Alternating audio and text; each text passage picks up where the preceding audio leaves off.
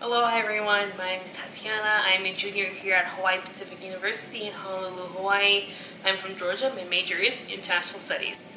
So this video that I'm filming right now is a miniature HPU Q&A. I say miniature because most of my HPU Q&As are pretty long. I think the longest that I did was a little bit over an hour because there are that many questions that I got. Some of these questions are ones I've gotten really recently, so I got actually from parents. So parents want to know more about my feelings, reactions, stuff like that. So some of these are on a smaller scale, and these questions I don't believe that I mentioned in my other HPU Q&A videos, but please make sure to check out my other HPU Q&As. I did one for 2019 and 2018. The 2019 is the most updated because HPU has done a big campus change. They also recently put out a campus tour video of the downtown campus, which is also almost an hour long, but there's lots to go over, so please make sure to check those out down below, or whichever side goes on. I still never know whichever side goes on, whichever I'm pointing to, but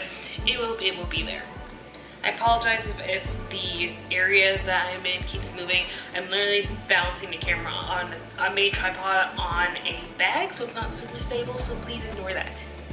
Okay, so the first thing I'm going to go over is about homesickness. Do I get homesick?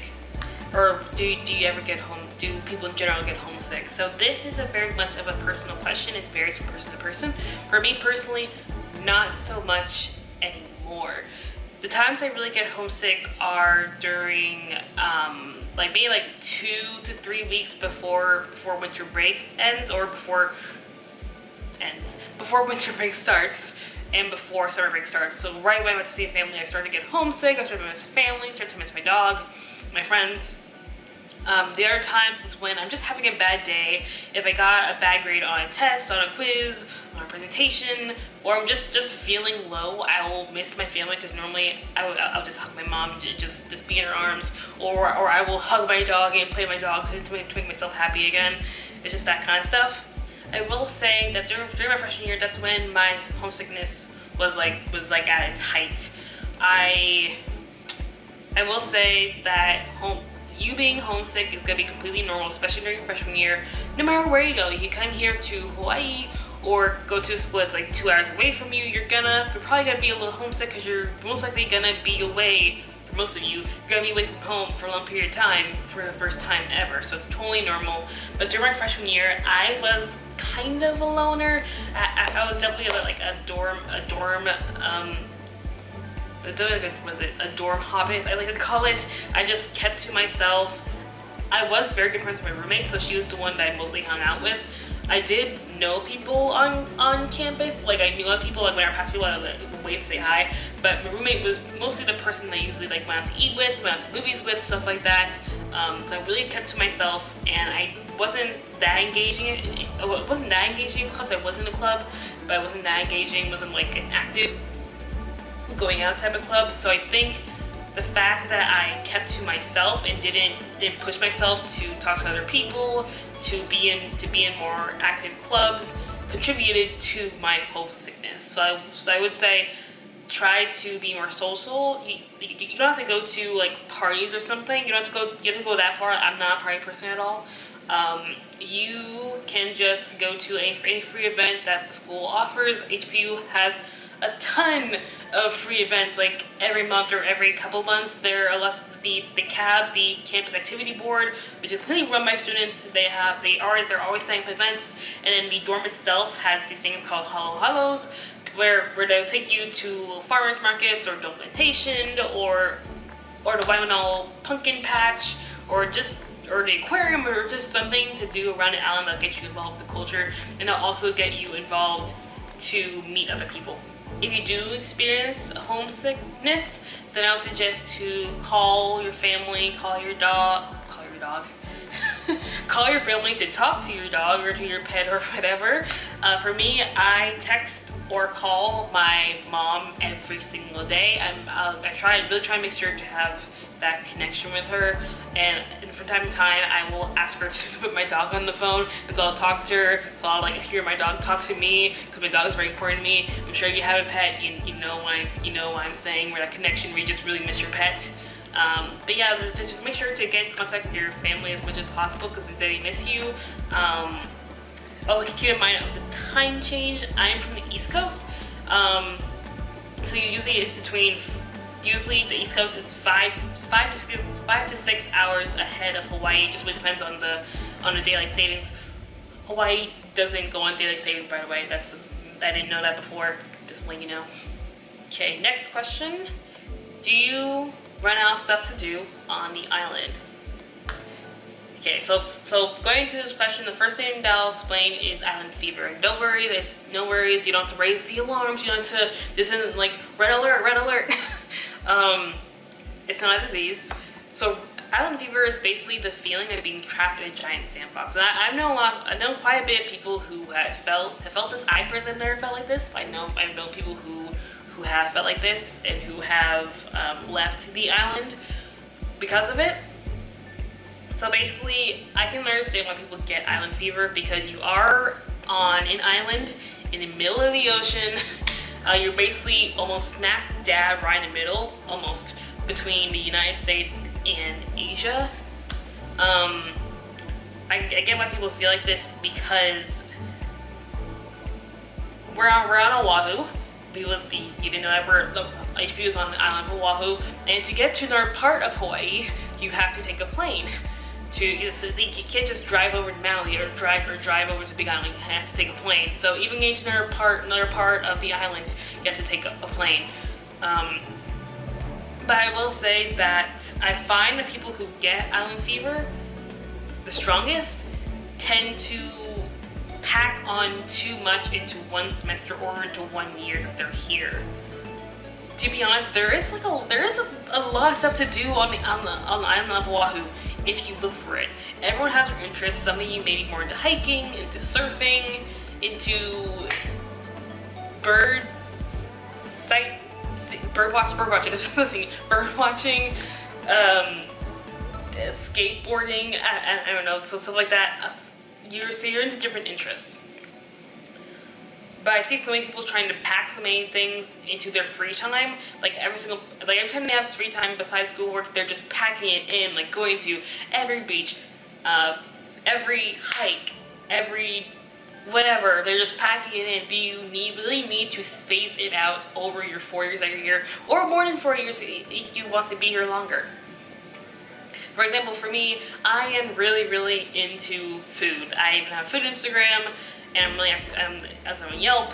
I really love going to different restaurants and trying the food here because there are so many different restaurants and cool restaurants. I get excited just talking about it. There's so many cool restaurants and cafes here, and they're constantly opening up, and I just love the diversity that there is here. And I'm a junior now, and there's still so many that I haven't been to in the city of Honolulu alone. Not to mention that there's probably a lot of stuff that I'm missing out on in North Shore or in Kailua, just in Honolulu alone. I guess this is enough. Even during winter break, there were like 5, 6 more like cafes and restaurants that opened in Honolulu, and there's even like a nice place right downstairs that's opening up soon. It's crazy. I'm sorry, I get really excited when I talk about food. As you can't tell, I'm very passionate about learning about our culture's food. I just really love eating food and learning about it. But yeah, I just find that a lot of people just try to do too much in too little time. Spread it out. If you're into hiking, do one hike every couple weeks instead of doing it every single weekend. Spread it out. I know I have friends who love to hike, and some of them are juniors and seniors, and they're still going on new hikes or repeating old hikes that they haven't been on in a while. This is my advice: just don't pack too much in too short of a time. And going back on an earlier thing that I said, I was talking about homesickness, about going on to the free events that HPU offers. A lot of times they actually said they offer free events or low cost events. I'll find that people don't research about different events that happen here on the island. Like, a lot of people had no idea that there is a night market literally right down the street. When I tell people, hey, are you going to the Kakalako night market? And they're like, what? I'm like, it's literally right down the road. It's like 15 minutes. It's like 15-minute walk down the road. You just got to do your research. Go on social media, because I know like all of you, or at least most of you, like me, are active on Instagram.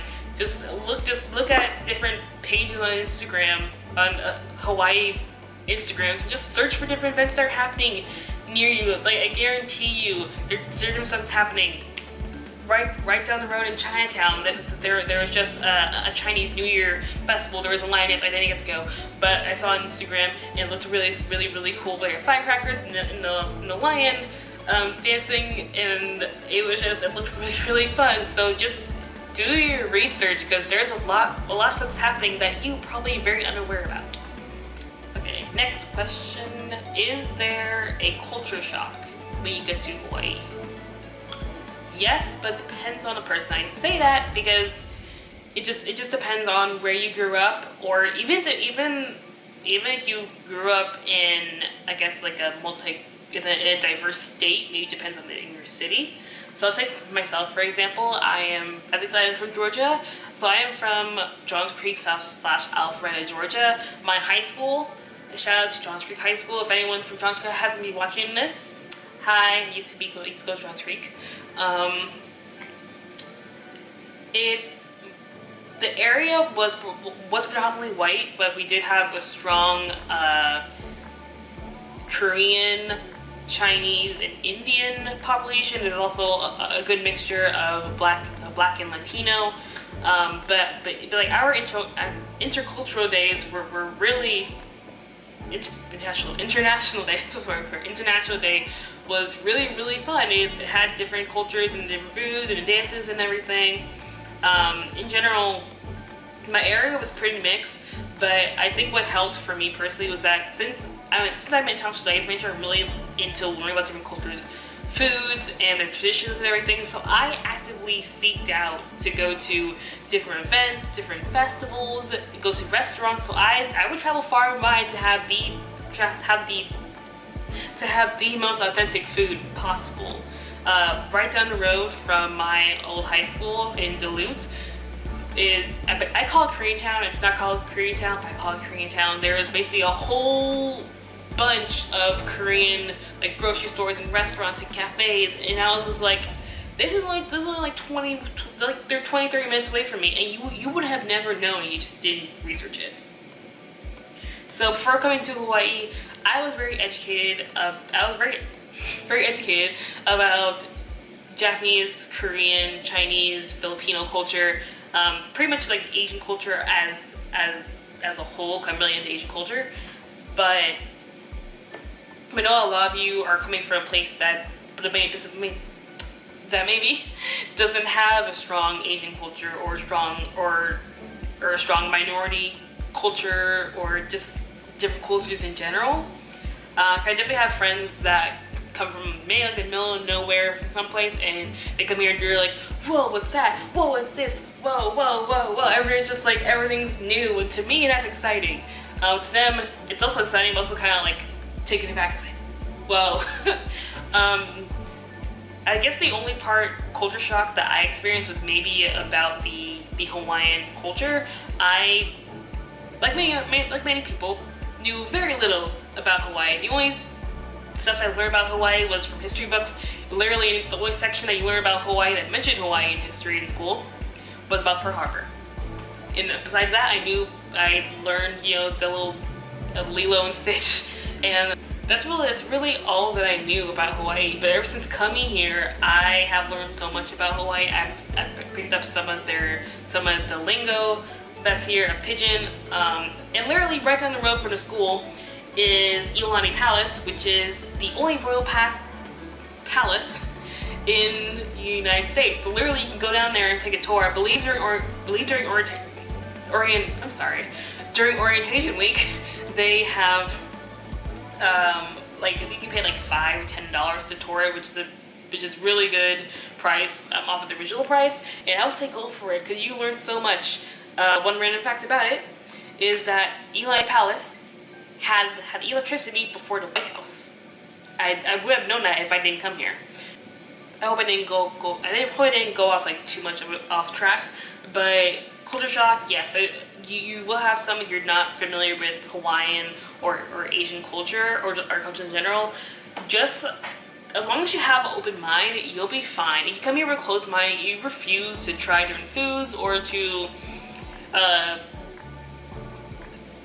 take part in different traditions or learn about other people's traditions and cultures, then this school in Hawaii won't be a good fit for you, because HPU itself, it's very diverse, people from all around the world, and Hawaii itself is filled with people from all around the world, and if you're not open-minded to other people's cultures and foods, then you probably won't last very long here. So just be open-minded, you'll be good. Next question, party culture.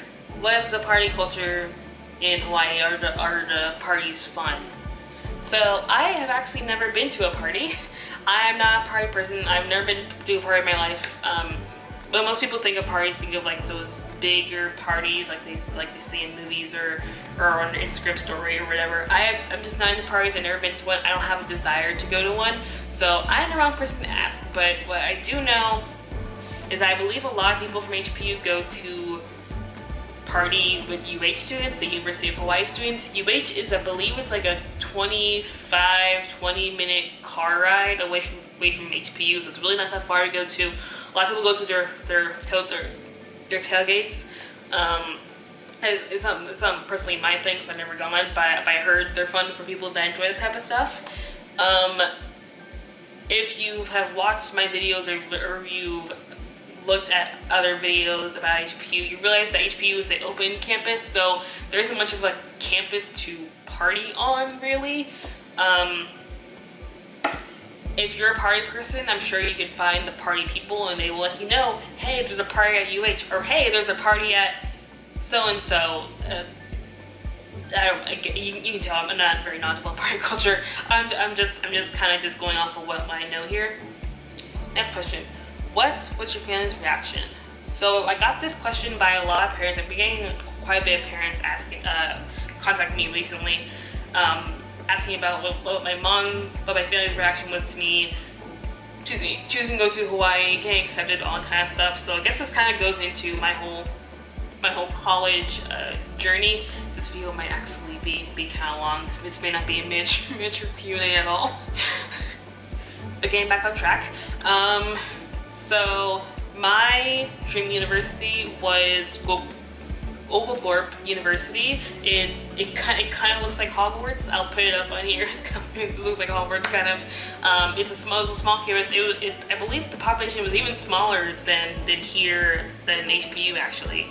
I was really passionate about the school. I want to go there. I toured it twice. I was like, I'm going here. This is my school. I feel it in my bones. I did get in, but they didn't offer me any financial aid. So I was like, it's a private school. So I was like, maybe not. Maybe not. So that was an X.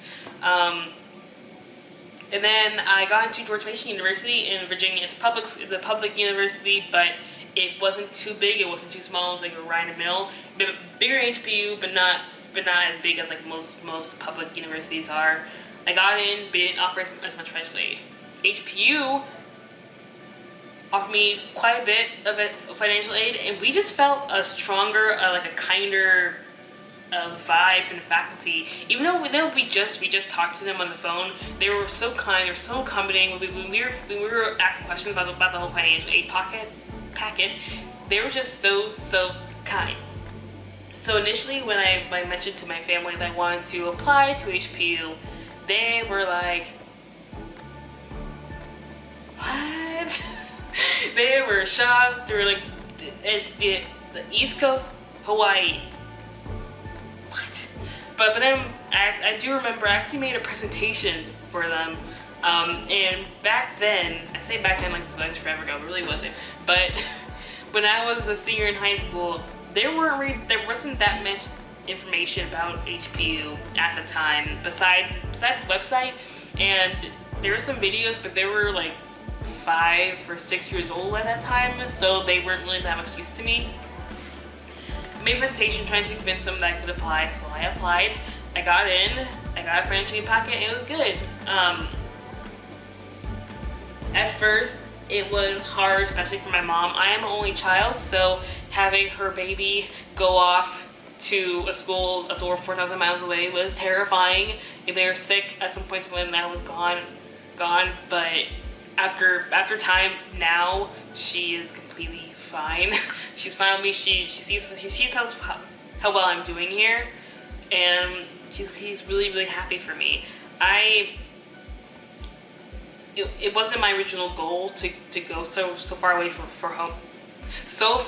home for college, but here I am.